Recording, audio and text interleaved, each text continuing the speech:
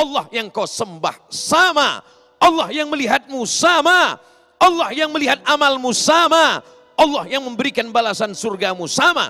Tapi kenapa perlakuanmu berbeda? Akan datang kepada mereka dari depan, wa min khalfihim, dari belakang, wa an aimanihim, dari kanan, wa an syama'ilihim, dari kiri.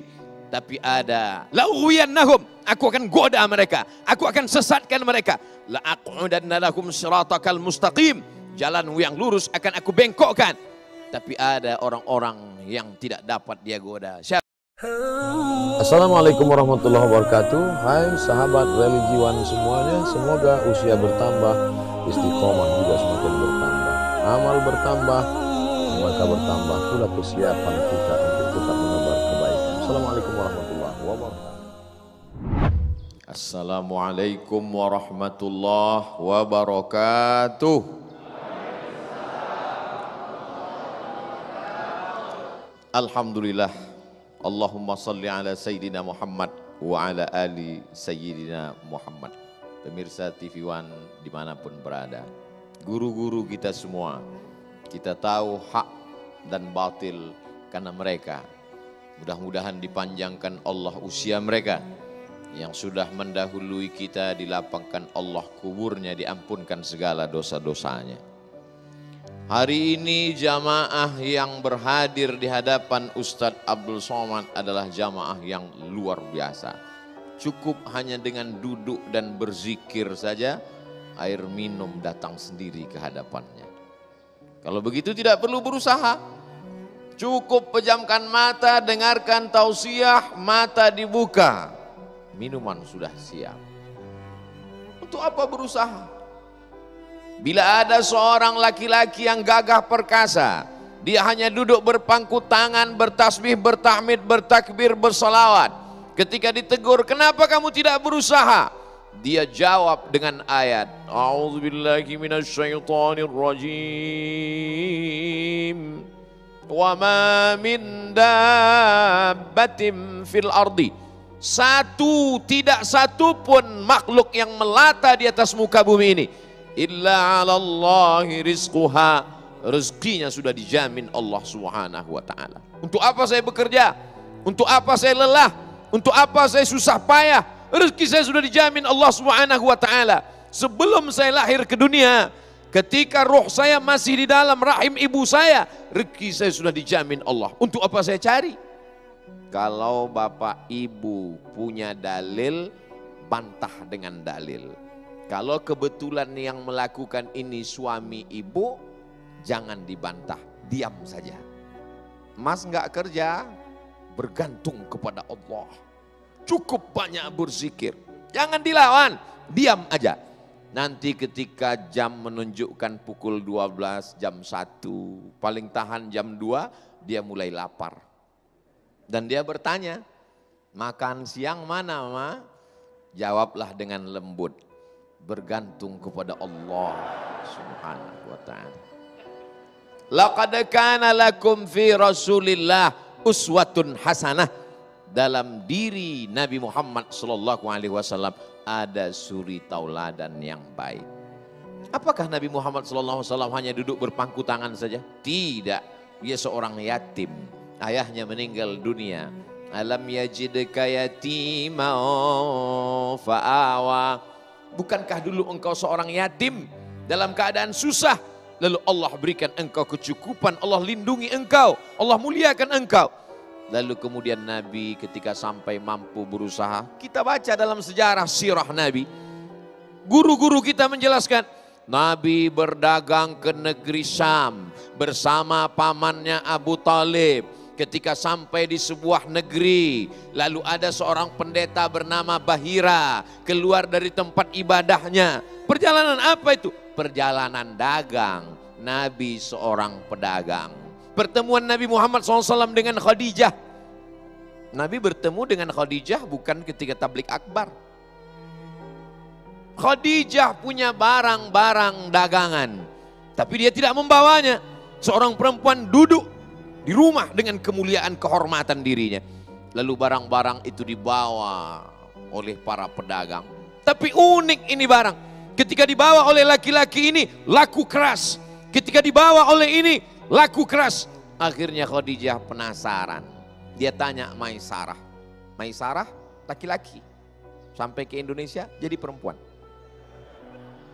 Mohon maaf Ibu Maisarah. Maisarah, iya. Ini siapa laki-laki yang membawa barang dagangan ini? Kenapa setiap yang bawa laku keras? Kenapa setiap dia yang bawa untung banyak? Saya mau ketemu dengan dia. Maka Maisarah menunjukkan, inilah laki-laki yang selalu membawa barang dagangan ini. Begitu Nabi SAW datang, dilihatkan. Khadijah melihat.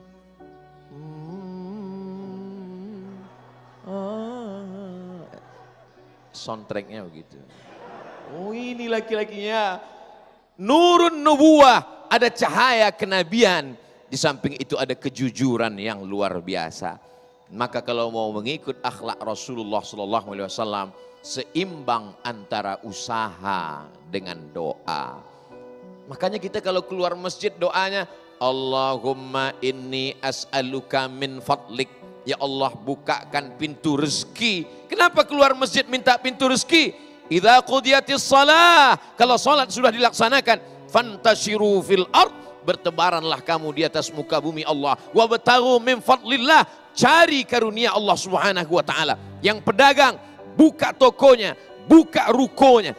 Itu tetangga saya kemarin buka toko malah ditangkap polisi, Pak Ustaz. Kenapa? Toko orang lain dia buka. Yang punya tanah, garap tanahnya, tanam karet, tanam sawit, tanam palawija, tanam kacang-kacangan, tanam. Kita bangga anak-anak kita menjadi entrepreneur, menjadi businessman. Kamu dari mana? Saya murid bapak dulu waktu SMP. Sekarang di mana? Ya tanam kacang tanah Pak. Murid nggak sukses. Capek saya mendidik kamu kalau cuma jadi pedagang kacang tanah. Berapa kilo sebulan? Ya 3 kontainer lah Pak. Ekspor impor luar negeri. Seorang ulama zuhud bernama Imam Ibrahim bin Adham. Suatu ketika dia berjalan di tengah gurun pasir. Lalu dia lihat ada seorang wali Allah yang sedang duduk berzikir. Dia tanya, hai fulan. Ya Ibrahim bin Adham. Mengapa engkau tidak pergi mencari rezeki? Karena rezekiku sudah dijamin Allah. Wa fis sama'i rizqukum wa ma tu'adun. Semua sudah tertulis di Lauhil Mahfuz. Beda cara seorang wali Allah menegur wali Allah. Kalau Ustaz Somad, wali murid. Wahai wali Allah, ya, coba lihat pohon kurma di sana. Iya, ada sarang burung di atas, betul. Dan di atas itu ada seekor burung yang patah sayapnya. Terus burung yang patah sayap itu dijamin Allah rezekinya. Dia tidak pernah terbang, tapi makannya tidak pernah ketinggalan. Tetap ada makanan, ada ikan, macam-macam ada. Dari mana burung itu datang? Ternyata ada burung lain yang terbang membawakan makanan. Kenapa engkau memilih menjadi burung yang menunggu makanan? Kenapa engkau tidak memilih menjadi burung yang datang membawakan makanan? Al-yadul ulya khairum minal yadis sufla. Yang memberi lebih baik daripada menerima. Berusaha, bekerja, berdoa, tawakal kepada Allah. Engkau menjadi umat Muhammad sallallahu alaihi wasallam. Baik, pemirsa yang dirahmati Allah, dalam segmentasi berikutnya nanti kita akan mencermati juga satu amalan yang tertolak di hadapan Allah, karena semua yang akan sampai kepada Allah adalah sesuatu yang bersifat murni. Itulah yang disebut dengan amalan riya. Selepas pesan-pesan berikut ini, damai Indonesiaku.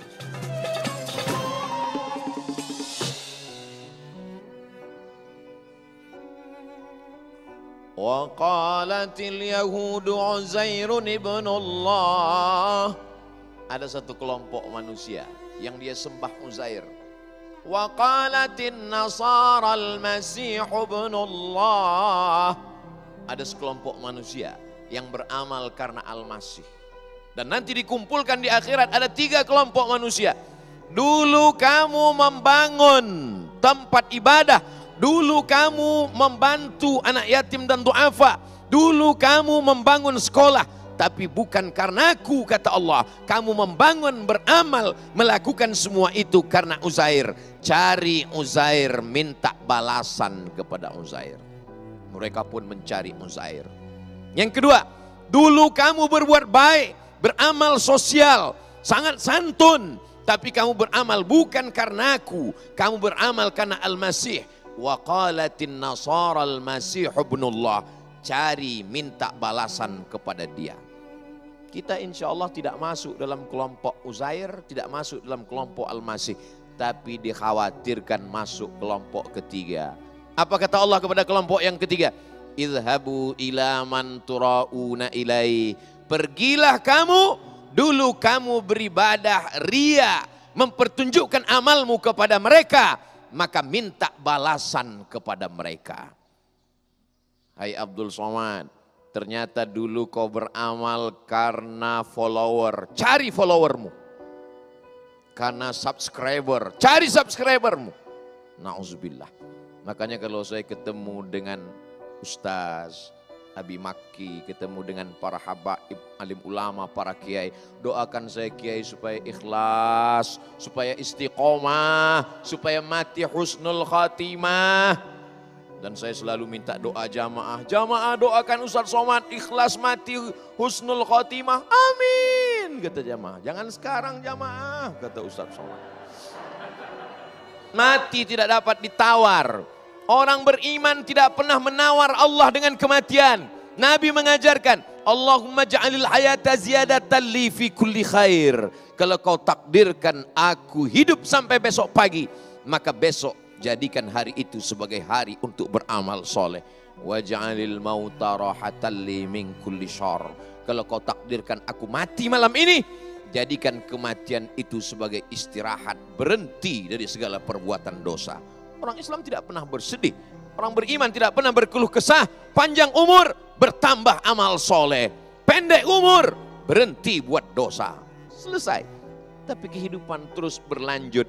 Berapa banyak orang ketika sholat di masjid, Allahu Akbar, ghairil maghdubi alaihim waladdallin, amin, bismillahirrahmanirrahim, Yasin. Makmum mau syuting di belakang. Ketika kau menjadi imam, kau pakai ayat yang paling panjang. Tapi ketika kau sholat sendirian, iftitah, fatihah, ayat, satu hembusan nafas. Di antara sifat orang riya, mempertontonkan amalnya. Berbeda ketika dia dipandang di hadapan manusia, dengan ketika dia berhadapan dengan Allah Subhanahu wa ta'ala. Iman, Islam, ihsan. Apa itu ihsan? Anta'budallaha ka'annaka tarah. Kau beribadah kepada Allah seakan-akan kau melihat dia. Fa illam takun tarah, kau tidak dapat melihat Allah. Fa innahu yarak, maka Allah melihatmu. Saat engkau menjadi imam wahai Abdul Somad, di belakangmu beribu jamaah, maka saat engkau sholat sendirian di kamarmu, Allah yang kau sembah sama, Allah yang melihatmu sama, Allah yang melihat amalmu sama, Allah yang memberikan balasan surgamu sama. Tapi kenapa perlakuanmu berbeda? Itulah tauhid, itulah amal. Tapi jangan gara-gara ini lalu jamaah masuk masjid, begitu masuk langsung tidak sholat sunat tahiyatul masjid. Kamu kenapa enggak sholat sunat tahiyatul masjid? Takut riya. Pak Haji, ya Pak Haji kau enggak ke masjid? Saya kalau ke masjid itu nanti dipuji sama ibu-ibu di gang, merusak hati saya. Maka saya sholat di kamar aja. Pas ditanya istrinya, Pak Haji sholat di kamar. Di kamar pun gak sholat juga. Artinya apa? Tarkul amal li ajlin nas, riya. Tidak jadi beramal karena takut dipuji orang, riya. Wal amal li ajlihim syirik. Beramal karena ingin dipuji orang, syirik.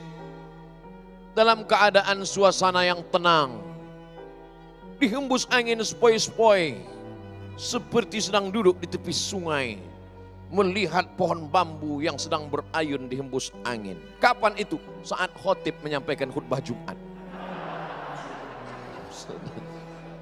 Lewatlah kotak infak di depan. Uang merah 100.000 sudah dipegang. Kalau kau masukkan ke dalam supaya dilihat oleh orang lain, syirik. Beramal karena orang, syirik. Tidak jadi bersedekah karena takut dipuji orang. Kebetulan sholatnya dekat wartawan. Takut dipuji orang, enggak jadi masuk kantong, riya.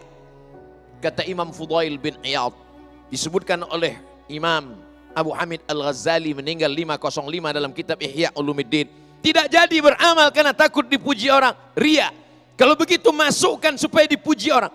Mumpung sholat dekat wartawan, masukkan. Agak lama kan dikit. Kalau dia tertidur,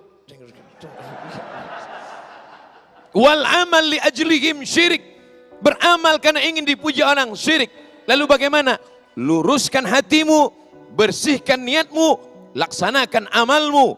Allah akan menjaga. La'atiyannahum min baini aidihim, kata setan.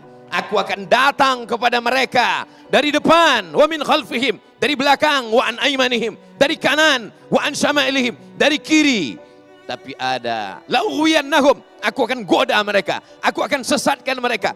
La'aq'udanna lahum siratakal mustaqim, jalan yang lurus akan aku bengkokkan. Tapi ada orang-orang yang tidak dapat dia goda. Siapa itu?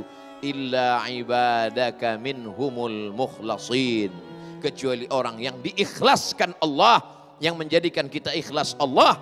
Maka luruskan amal, ikuti sunnah, tetap sholat berjamaah, tetap berinfak bersedekah, jangan riya, jaga hati, minta tolong kepada Allah. Selalu merasa amal ini kurang banyak, kurang tulus, kurang bersih, kurang suci, kurang ikhlas. Hari ini kita selalu beramal, kurang dipuji, kurang like, kurang share. Maka mari kekurangan itu kita tanamkan pada diri kita. Mungkin amalku kurang ikhlas, mungkin aku kurang khusyuk, mungkin aku kurang takut kepada Allah. Maka pada saat kau takut, pada saat kau merasa rendah, pada saat kau merasa rina, man tawadha'a lillah, siapa yang merendahkan dirinya karena Allah, illa rafa'ahullah, maka Allah akan angkat derajatnya. Siapa yang merasa dirinya tidak ikhlas, maka Allah akan ikhlaskan dia. Usahakan sama antara sholat tahiyatul masjid dilihat orang dengan sholat saat sendirian di kamar hanya berhadapan dengan Allah Subhanahu wa taala. Bapak saya lihat kalau sholat itu di ruang guru sendirian saat nggak ada orang, kok lama sekali ya? Kata security bertanya kepada seorang guru. Padahal nggak ada yang lihat tuh Pak. Bapak kok lama sekali? Saya merasa sedang dilihat Allah.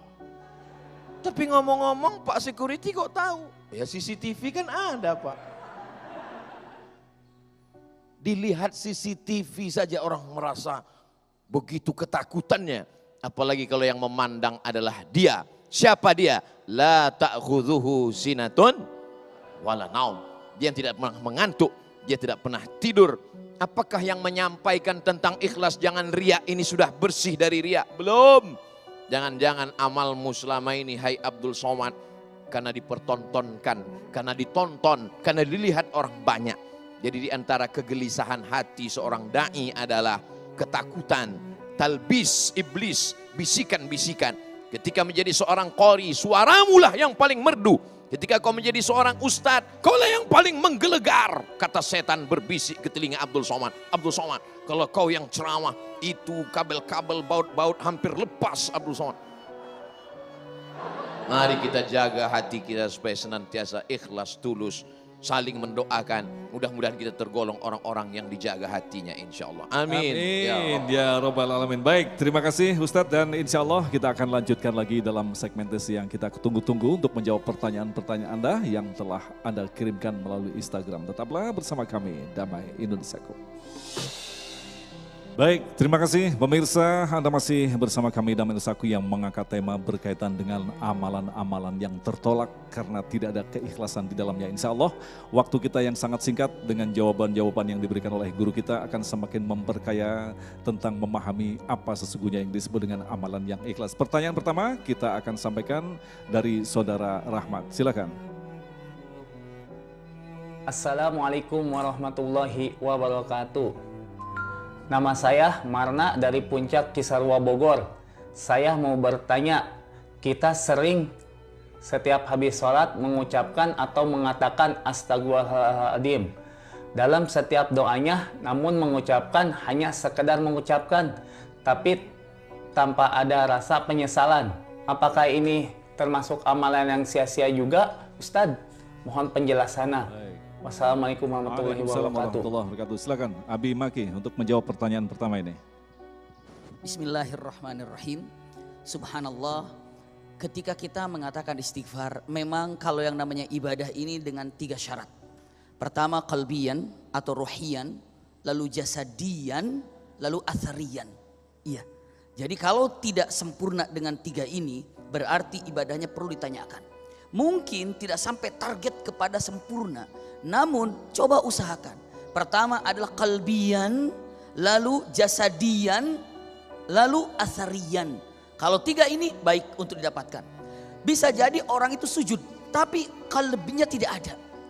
Bisa jadi orang ini usikum wa iyaya nafsi bitaqwallah, tidak sujud karena dia sakit, tapi qalbinya jalan. Tapi kalau seandainya dia sholat dengan ruhiyan atau qalbiyan, lalu jasadian, lisan juga merupakan daripada praktek jasad ini, berarti akan tumbuh daripada athariyan. Apakah sia-sia dengan apa yang diucapkannya? Punten, kalimat yang indah sekali, innallaha la yudayyu ajrul mu'minin, ajrul muhsinin, dalam kalimat yang lain. Maka sekecil apapun amalan yang kita lakukan tidak akan pernah sia-sia di hadapan Allah Subhanahu wa taala. Namun alangkah baiknya kita pertajam lagi, pertinggi lagi bagaimana caranya, bukan hanya sekedar lisan. Iya, bukan hanya sekedar lisan. Memang benar. Kenapa? Karena kalimatnya dengan beristighfar ini menyempurnakan amal ibadah yang kita miliki. Kenapa? Coba lihat dalam Al-Qur'anul Karim ketika mengatakan wa qalu sami'na wa ata'na, tiba-tiba ghufranaka rabbana wa ilaikal masir. Iya kan?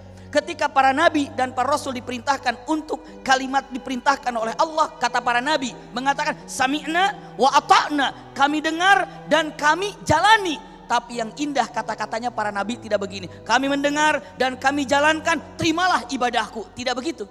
Tapi para nabi mengatakan sami'na wa ata'na, dan ampunanmu yang kami harapkan. Kenapa? Karena nabi tidak ada nabi yang merasa sempurna ibadahnya. Beliau, para nabi mengatakan, kami mendengar perintahmu ya Allah, dan kami telah menjalankan perintahmu ya Allah. Ghufranaka, maafkan, cuma segini adanya yang kami dapatkan.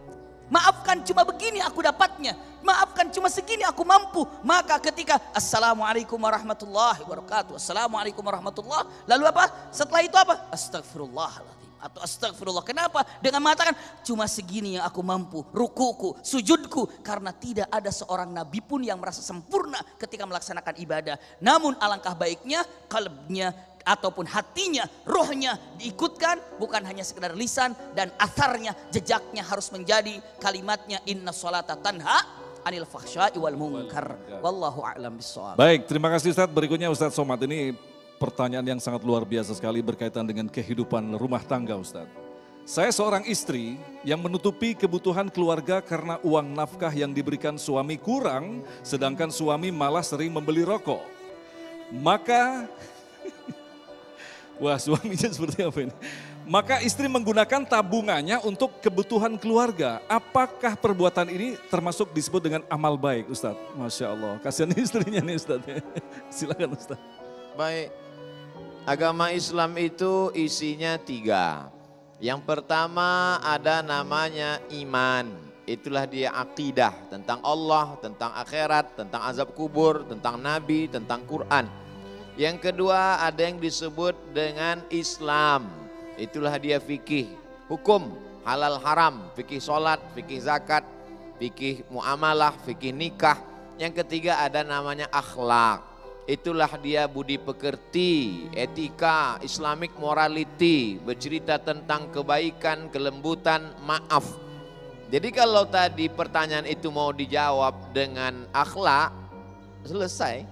Saya punya suami Ustadz, dia tidak memberi nafkah, punya uang malah beli rokok. Ibu cinta, cinta mati Ustadz. Ya udah maafin aja, selesai. Tapi kalau bicaranya masalah hukum, maka kita akan bahas. Kalau perintahnya kuat, wajib. Kalau perintahnya enggak kuat, sunat. Kalau larangannya kuat, haram. Kalau larangannya enggak kuat, makruh. Kalau tidak dilarang, tidak diperintahkan, mubah. 5 hukum taklifi jangan dirubah. Sekarang kita bahas satu persatu. Ini suami kena berapa pasal?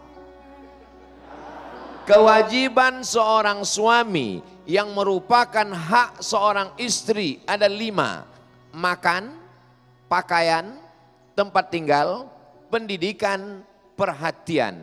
Dia tidak memberikan makan, dia tidak memberikan pakaian, dia tidak memberikan tempat tinggal yang layak, dia tidak memberikan perhatian, dia tidak memberikan pendidikan. Berarti kena 5 pasal.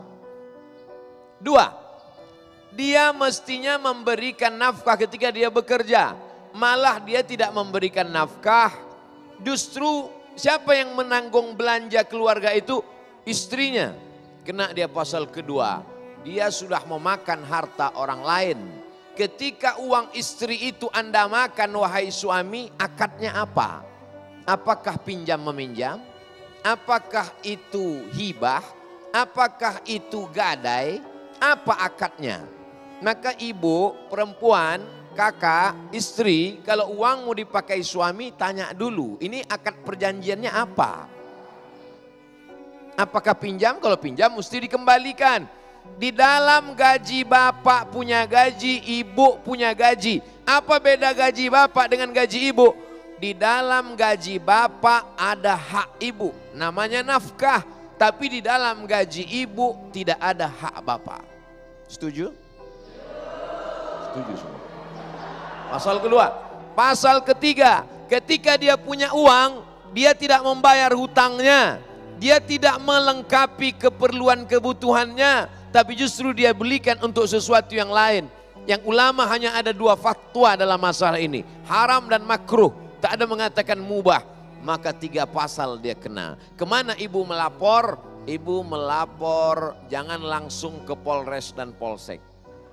Tapi lapornya ke wali. Wali ibu, wali kakak, wali istri ada 5, 6. Yang pertama ayah. Yang kedua kakek. Yang ketiga abang. Yang ketiga 4 adik laki-laki. Yang keempat adalah kakak ayah yang laki-laki. Yang keenam adik ayah laki-laki. 6 wali inilah yang menasehati suami yang super luar biasa tadi. Nah, demikian. Wallahu a'lam. Baik, sangat lengkap sekali. Kita kembali ke Abi Maki. Ini adalah hadis yang sangat sering kita dengarkan. Ketika kita masuk surga karena rahmat Allah, lantas apa kaitan dengan amalan-amalan kita? Iya, bismillahirrahmanirrahim, jazakumullah khair. Tadi sedikit sudah disampaikan dengan mengatakan Islam tidak pernah memisahkan antara kalimat iman dan amal soleh. Sehingga dalam Al-Quran, illalladzina amanu wa amilus solihat. Jadi kalau dikatakan punten, yang menjadikan diri kita menjadi ahli sorga, ini singkatnya punten, yang menjadikan diri kita ahli sorga adalah iman. Karena hadis Rasulullah mengatakan man qala la ilaha illallah dakhalal jannah. Riwayat lain man qala la ilaha illallah diharamkan untuk masuk neraka. Berarti imanlah yang akan menjadikan dirinya ahli sorga. Namun amal solehlah yang menentukan masuk sorga langsung atau mampir ke neraka. Karena amalan itu ditimbang. Kalau amalannya baik berarti sorga langsung. Amalannya buruk mampir ke neraka. Berarti itu amal soleh. Tapi kalau seandainya nomor 2-nya kita lihat, apalagi nomor 2 fungsinya amal soleh. Amal soleh itu menentukan, bukankah sorga itu bertingkat-tingkat? Yang kita kenal sorga paling tinggi sorga Firdaus. Nah, untuk mendapatkan sorga Firdaus itu adalah tergantung amalannya. Kalau amalannya banyak, ya bisa masuk sorga langsung, ya sudah mendapatkan sorga Firdaus. Tapi kalau tidak punya amalan, hanya jaminan masuk sorga, tapi bisa jadi mampir ke neraka. Berarti punten, sekali lagi jika ada orang mengatakan yang penting saya punya iman, nggak punya amal soleh nggak apa-apa, seakan-akan bilang ya Allah nggak apa-apa deh saya mampir ke neraka juga nggak apa-apa. Itu yang sangat mengerikan. Maka itulah kaitan daripada iman dan amal soleh. Al-Quran selalu melibatkan Iman, amal soleh. Iman, amal soleh. Wallahu a'lam bishawab. Baik, terima kasih Ustadz. Sayang sekali waktu kita sangat singkat, tapi kami yakin apa yang telah disampaikan tadi semakin memberkaya pemahaman kita. Sesungguhnya bagaimanakah kita beramal dan kita mengenali amalan-amalan seperti apa yang pada akhirnya diterima oleh Allah dan amalan-amalan seperti apa yang pada akhirnya ditolak oleh Allah. Na'udzubillah min dzalik. Tetaplah bersama kami, Damai Indonesiaku. Demikian pemirsa yang dirahmati Allah, Damai Nusaku untuk kesempatan hari ini, dan insya Allah besok di Ahad 17 Januari kami akan menghadirkan Kiai Haji Syarif Matnaji dan Habib Ali Zainal Abidin dengan tema Sejauh Mana Manusia Berkehendak. Agung Izul Haq dan kerabat kerja Damai Indonesiaku serta pendukung acara ini Sarung Wadimor, tentu sarung kita, mengucapkan terima kasih atas perhatian Anda. Assalamualaikum warahmatullahi wabarakatuh. Astaghfirullahalazim, astaghfirullahalazim, astaghfirullahalazim.